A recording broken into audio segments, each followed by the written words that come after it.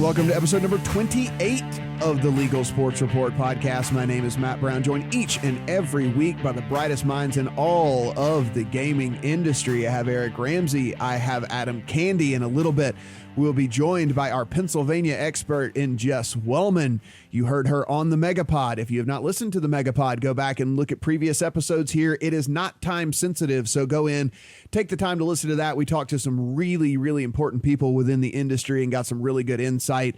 Adam did an excellent job in spearheading the what would you call our space? The cube? Well, I mean, was it big enough to be called a cube?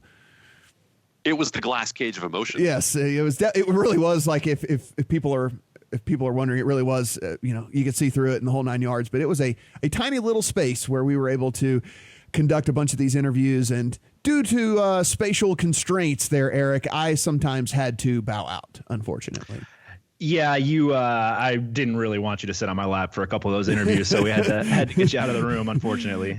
But it was a great time, great pod. We've gotten some good feedback from it, so if you have not listened to it yet, be sure and go back and listen to that. We're going to talk numbers here, as we always do. We are going to talk to Jess Welman about Pennsylvania here, but let's kick things off with some big partnership news. And this is something that I think is pretty interesting because we've said on this podcast on many occasions, we're only a few dominoes kind of left to fall here. We've seen all these partnerships happen. We've seen all these states start to get locked up. We've seen these media deals happening and sports league deals happening. And we were wondering, hey, look, are we going to look up in a year to 18 months and there's really no other partnerships to be had? And here we are, Eric, with another big partnership news.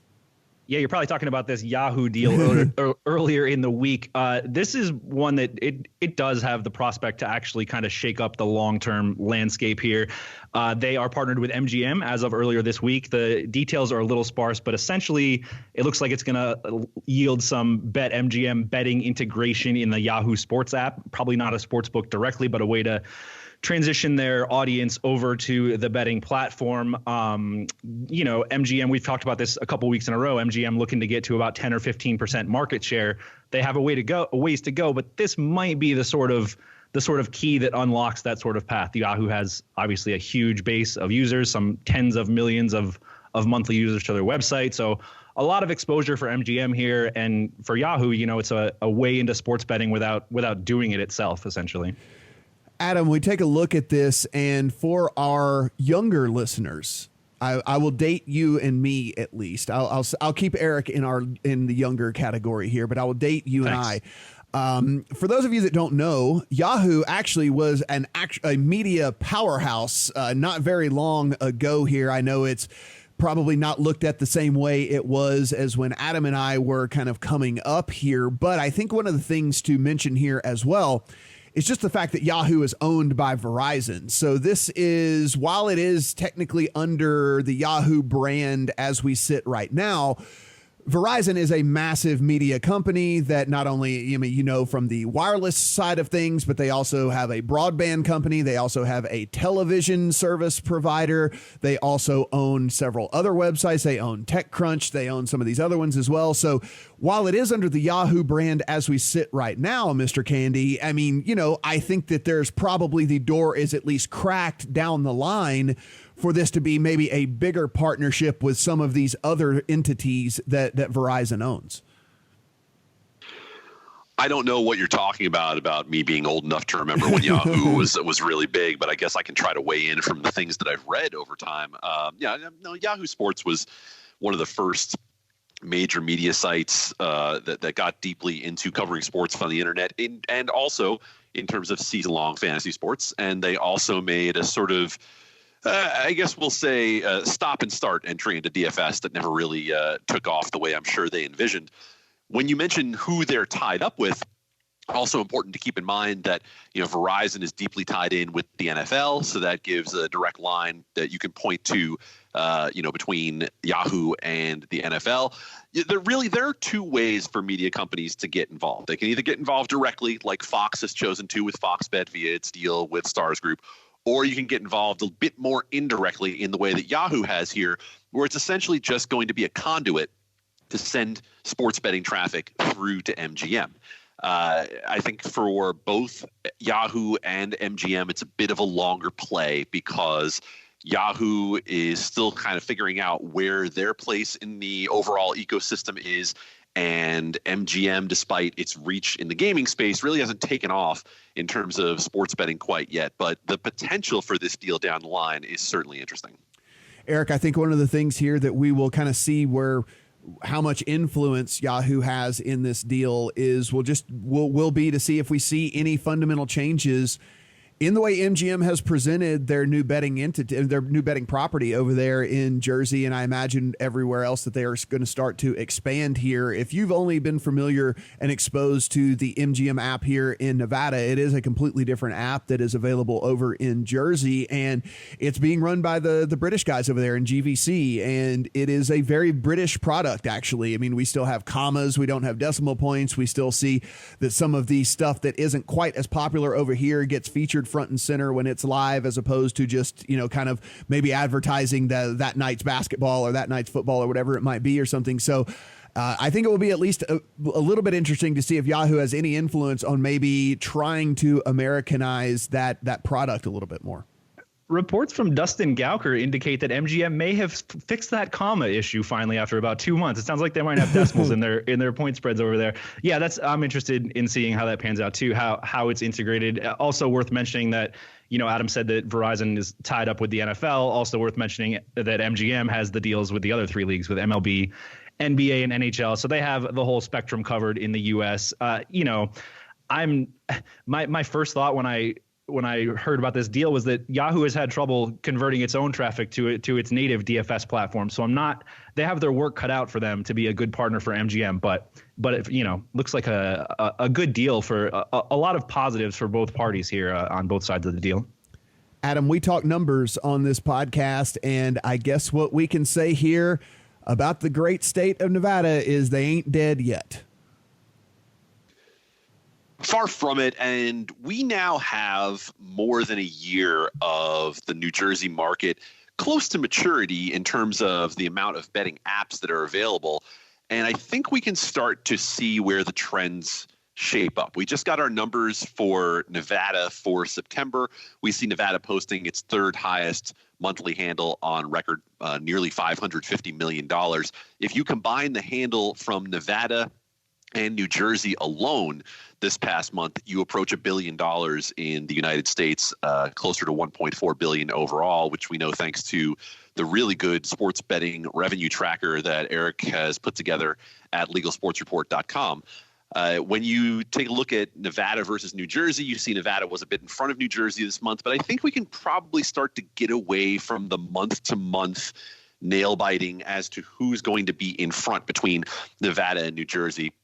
We can see where the baseline sets up for New Jersey. It's going to be in the range of Nevada, but we are going to see some seasonal strength, I think, for Nevada. You have the start of NFL season plus the Labor Day weekend that you can build into the September report for Nevada and see how it jumped ahead once again. But when you look at the combined strength of what are clearly the top two markets, at least in 2019, with the understanding that Pennsylvania is going to be building up quickly here, then you understand that it's more of a combined collaborative thing than it is one stealing from the other or one having to necessarily compete with the other.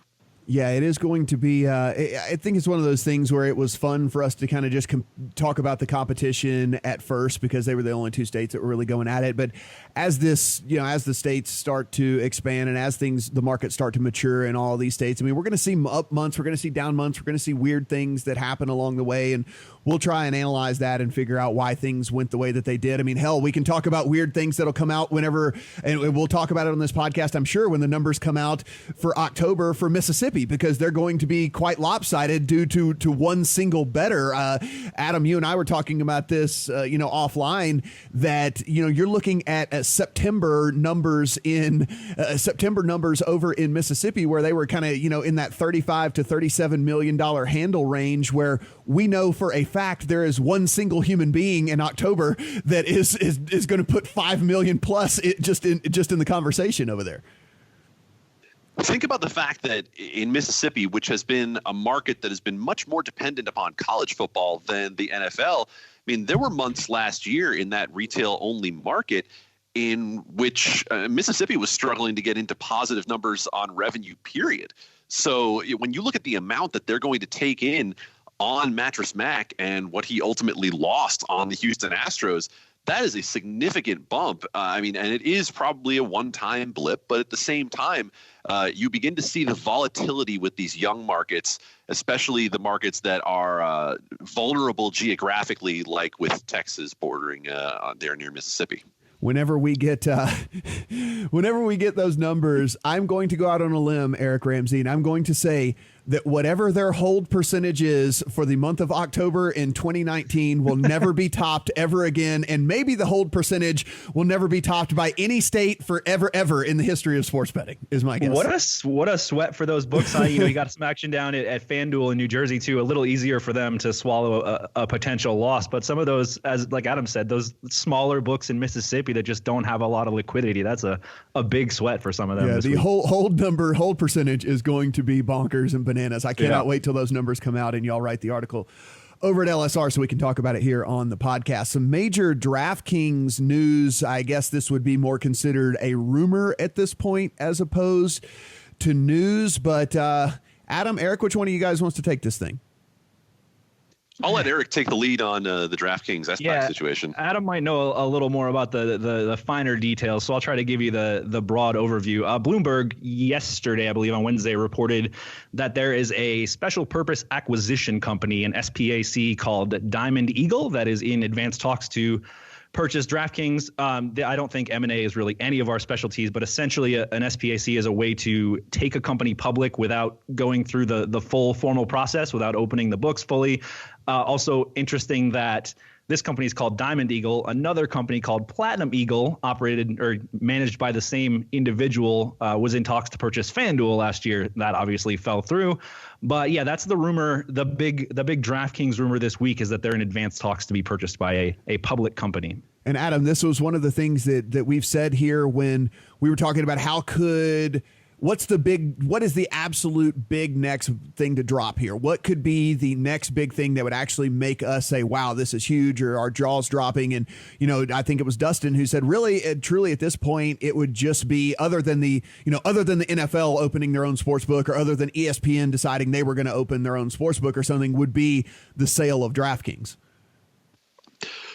We need to take this back a couple of years also for anybody who's coming fairly new to the podcast and say that we've been speculating on the future of both DraftKings and FanDuel. Of course, we know the answer to FanDuel with Paddy Power Betfair, but we've been speculating on the future of both these companies since their merger ultimately was denied. And so was DraftKings going to be able to raise huge rounds in private equity? Were they potentially going to sell? Were they going to go public? And this at least gives us an idea of a potential path. And I talked to an analyst from SunTrust earlier today who was taking me through some of the particulars about a SPAC versus an IPO.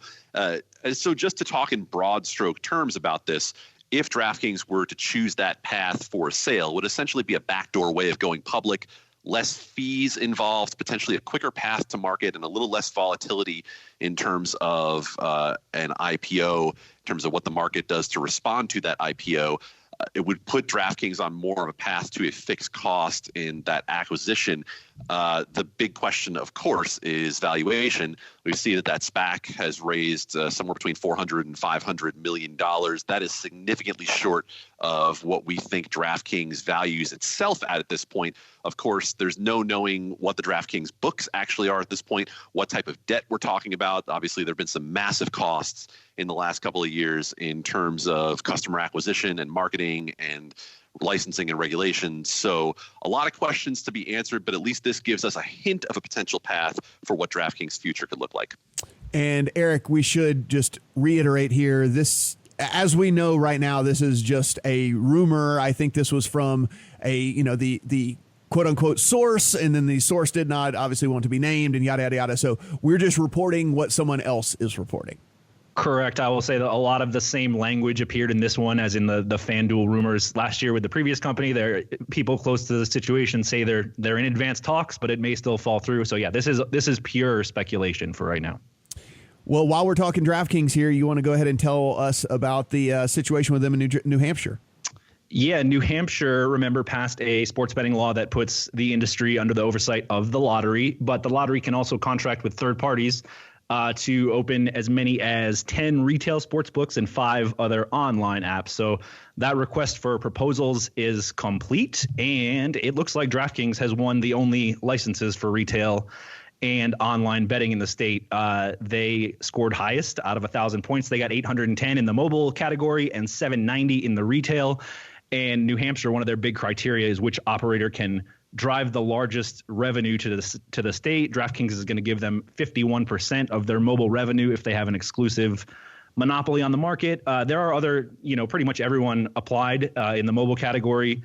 Candee's application was denied for not meeting the criteria correctly. FanDuel and William Hill both did not meet the scoring criteria. So as of right now, it's just DraftKings for mobile and retail licensure in New Hampshire. If you are living in New Hampshire and you are listening to this, you might have DraftKings able to on your phone here in due time. Hopefully, well, I mean, listen, their app is pretty great. And Adam, before we talk to Jess here about all things Pennsylvania, why don't you tell us a little bit about Michigan? Oh, I'll be happy to tell you something about Michigan. The Michigan House of Representatives has passed a couple of bills dealing with both sports betting and some broader gaming matters as well. Don't get too excited yet, though, and I think we've preached that similar caution before with Michigan. While these bills have passed the House, it's not really the Senate that is the concern so much as the governor's office, as Governor Whitmer has expressed some opposition to what she's seen as currently situated. She would like a much higher tax on sports betting than has been put through in this bill, roughly double what sponsor Brent Iden put into the bill. So there's that issue to be worked out. And we also know that Michigan last year actually passed a much broader gaming bill that included one line that would have potentially legalized sports betting, but outgoing Governor Rick Warren decided to veto that. We hear with some input from the state lottery and concerns from there. So good step in Michigan, but quite a bit of distance to go before this has more potential. So with this tax rate that you're talking about that is at least targeted, is it more in line with what we've seen in other states, or is it something that is kind of actually much higher than we've seen being either implemented or floated in other states? We're looking at 8 3/4 as the rate passed by Iden, or the rate proposed by Iden. There's also some local taxes in there that would bump it up to about 12% for some of the commercial casinos. The governor is asking for roughly 15%. That, in terms of context, that is higher than the more competitive rates that have been passed, but obviously nothing compared to the effective 36% in Pennsylvania and the roughly 20% in Tennessee, which will be likely coming online sometime in early 2020 that we've seen previously. Did this bill have anything about fees as well? Because I know we talked about how, we didn't think that Pennsylvania was going to get people who bought in, and then of course they all ended up buying in over there in Pennsylvania. We'll talk to Jess about that as well. But, the license costing $10 million is where it costs, X million in other states and whatnot. Did anything include in that? So make sure when you do this, you put your pinky up to your mouth, you hold your hairless cat, and you say, the governor wants fees of $1 million, because that is exactly what the ask has been. What passed in the bill is significantly lower than that. I mean, but $1 million is fair. 1 million's fair whenever you consider what's going on in around the country. I think, 1 million's fair. I think that they should, if this could help this thing move along, I think they should give in, don't you? I'm not so sure in terms of give in. I'm not so sure in terms of the reasonable nature of $1 million. I do think when you talk about this being a give and take and there having to be some concession at some point to get the governor's approval and to get this done, that if there is discussion about the license fee versus the taxation, I think it's a lot easier for an operator, for a casino, to write off the upfront cost that's a one-time cost, as opposed to deal with a tax rate that could be double what it might be in an ongoing situation. Now let's bring in our resident Pennsylvania expert. Everything you ever wanted to know about Pennsylvania gaming, you can find out from Jess Welman over at Play Pennsylvania. Jess, thanks for taking the time today. Happy to be here with so much good news for you. How could I resist? I know sometimes we have you on and you have sad things to say and we play the little sad trombone, and instead we have nothing but good things to say about Pennsylvania here. So let's go ahead and start with something that has actually been one of the things that you mostly have had bad things to say about, but this is actually some good news. Let's talk about online poker in Pennsylvania. Now, it has a date, which is huge. That's the big news. There are plans for a launch, soft launch testing on Monday, November 4th. This was given to us with the note that if literally anything goes wrong, there's a chance it won't happen. But for them to be able to put a day on the calendar and speak publicly about that day, and PokerStars came out and also said, yes, we're very excited about this, leads me to believe that PokerStars is probably not going to screw this up, and it is going to happen on Monday.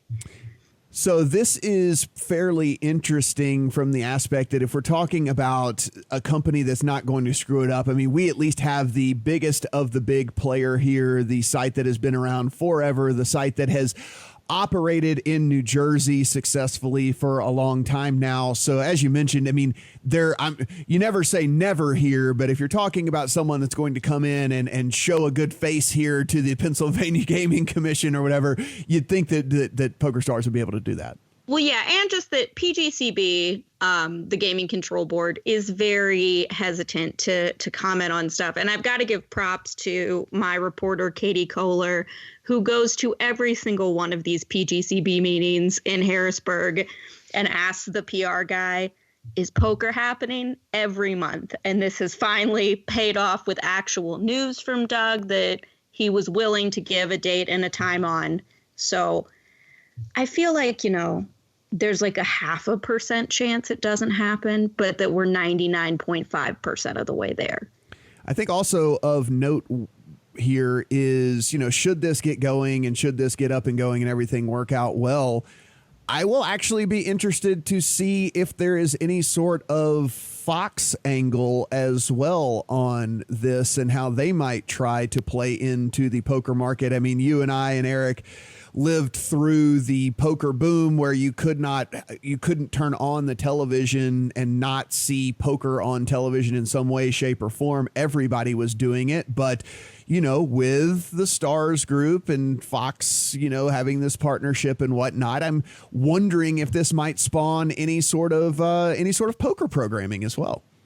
I don't know. I certainly think Fox Bet in Pennsylvania needs this boost in the arm, which is also, we're kind of leaving this piece out of it.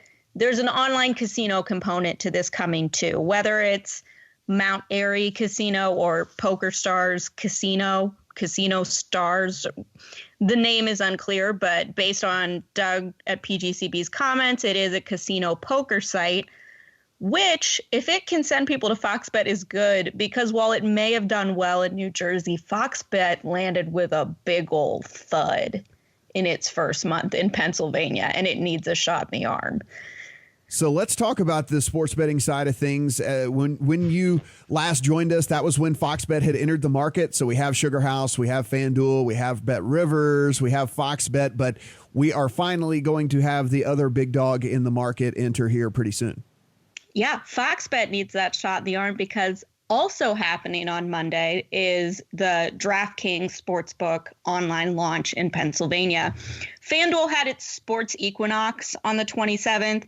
I am calling November 4th the PA equinox. We're having the simultaneous launch of a casino site, a poker site, and a sports betting site, and I have cleared my calendar, and I am excited about it.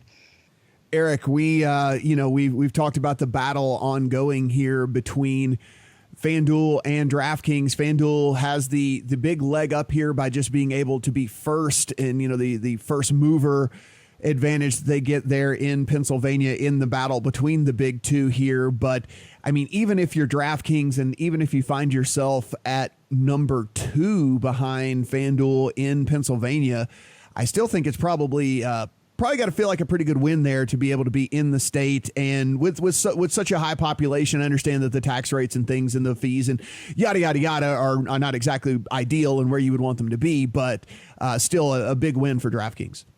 Yeah, there's a lot of room in Pennsylvania, and if you can be one of the top couple operators in that big market, you'll probably be doing just fine. Oh, we'll see about the first mover advantage. We saw this play out in reverse last year in New Jersey, where DraftKings launched first, had that little advantage, but it didn't last long. FanDuel caught them pretty quickly, so not sure if that speaks more to an absence of that sort of dynamic, or the FanDuel technology and marketing is superior. But interested to see how that plays out, and also worth noting that DraftKings is finally starting to spread its wings a bit out of New Jersey. This will be the fourth state where they have an app. It took them a little while to get there, but now in West Virginia, New Jersey, Indiana, and coming soon to Pennsylvania.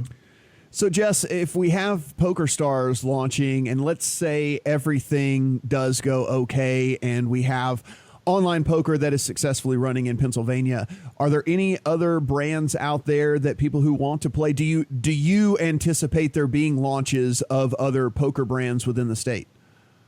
Eventually. I was joking with Eric that I went through all of my pages and updated everything that wasn't stars to 2020, because I'm just tired of saying late 2019, winter 2019. We see from stars who, with that product and what it brings to the table, has a lot of motivation to get in Pennsylvania, how long it took.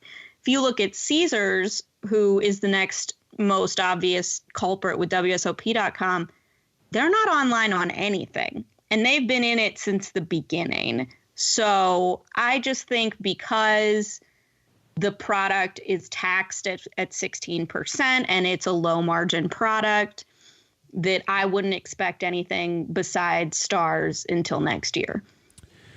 And outside of that, I guess the only other big brand that is out there kind of looming that has some sort of market share over there in New Jersey would be Party Poker. Would there be any, have you heard or do you know of any interest in Party Poker getting into Pennsylvania? I mean, they have a deal. They have a means to get in here. It just hasn't happened yet. I know, they are the type of group that certainly wants to be in there, wants to be wherever PokerStars is, but I've not heard much on the Pennsylvania side, the regulatory side, that its partner Valley Forge, who is also FanDuel's partner, is really in a hurry to get it done. Again, you have this cash cow in FanDuel with half the market spending the time to really make sure that it's the dominant player in the game, is going to be worth more money to Valley Forge in the long run than getting Party Poker off the ground. Oh, there's something we should talk about with poker. I'm going to just throw a question to myself out there, which is, when are you going to be able to play with other people from not Pennsylvania? This is a piece of the puzzle that I think explains why people aren't in a hurry. Pennsylvania, of all the states, is the most skittish about this Wire Act ruling and what it really means. And for those that remember when the Wire Act ruling first came out, that new opinion, it was that interstate anything was bad. So poker compacting really stood out as something that was probably going to be verboten if this 2018 opinion stuck. Given that we're not going to have a resolution on that opinion until next year, I think that Pennsylvania is not going to let you compact until there's a resolution one way or the other, which might explain why people are less hurried about getting in the state. Eric, would you agree with that? Yep, I totally agree. Yeah, I mean, Eric, you've since moved to Nevada where we have online poker here. I'm pretty sure that you have dabbled in the streets around the online poker here. Dabbled in those underground back alley games? What are we talking about But, I mean, it's one of those things where, as we grew up in the poker boom, one of the biggest things was that along the way, the liquidity is what basically made it grow. I mean, 24 hours a day, any hour of the day, you could get in a cash game, you could get in a tournament, you could get into a sit and go, you could literally get into any form of poker 24 hours a day, 7 days a week. And that's just not the case right now, in the United States. And I think until we get to that point, I know people are super excited about it legalizing in other states and whatnot, but until we get to where we can have these pacts that, you know, states are going to work together through all of that. I mean, we're not going to see another poker boom or another poker renaissance of any sort because the liquidity is not going to be there. And if some casual person wants to log on and they've got to wait 15 minutes for a sit and go to fill, they're just going to go do something else. And so until we get to that point, I think we're probably just, you know, it's a nice little thing to have, but it's certainly not going to make the industry, you know, really flush again.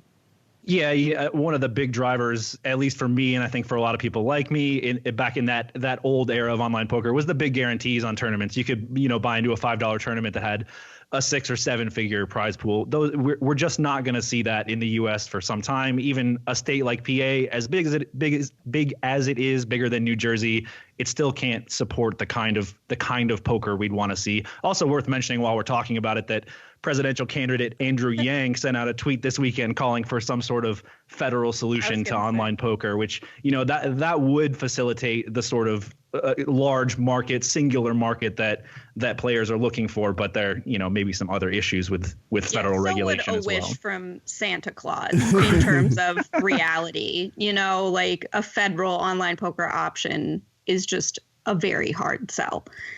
So we have. That being said, I would still expect Poker Stars to go pretty hard. We saw this when they first launched in New Jersey. I'd expect them to be pretty as aggressive as they can be with the guarantees of their game selection, at least. Oh, I thought you were going to say like that they're cutting 20 million checks to Andrew Yang, which I wouldn't be surprised by either. They would certainly be thrilled for a federal online poker option. But yes, we will see.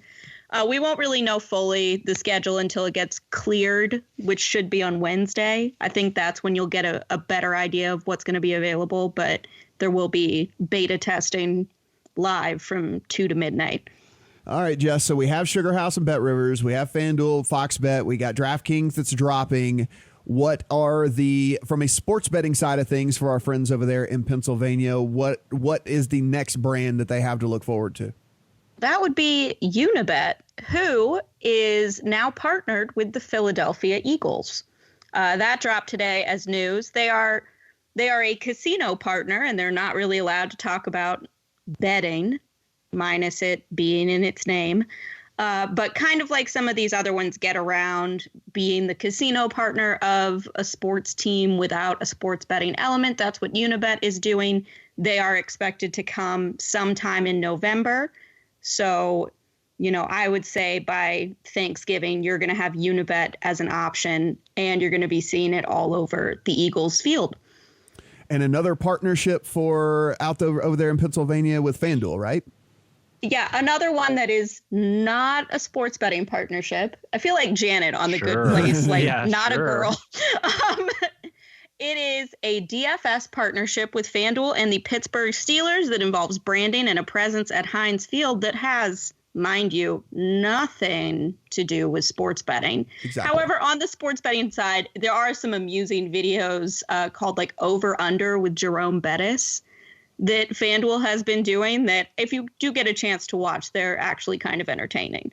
I like it, man. I mean, look, it's the more of these deals that we know, wink, wink, nod, nod, or, you know, with the NFL teams and stuff like that, I think the better. We just get it on out there. Let's quit all this BS with all the no more taboo. You know, let's just get it done and keep on moving forward here, where I'm definitely looking forward to the launching of all these things over in Pennsylvania. We will certainly have you back on to help us kind of navigate the waters over there and see how things went, and maybe look forward to the next big drops as things go here, guys. Of course, if you want to get all of the Pennsylvania news, that is playpennsylvania.com, and all of the stories that we have talked about at the top of the show, you can find at legalsportsreport.com as well. For Jess, for Eric, and for Adam, I'm Matt. Talk to you guys next week.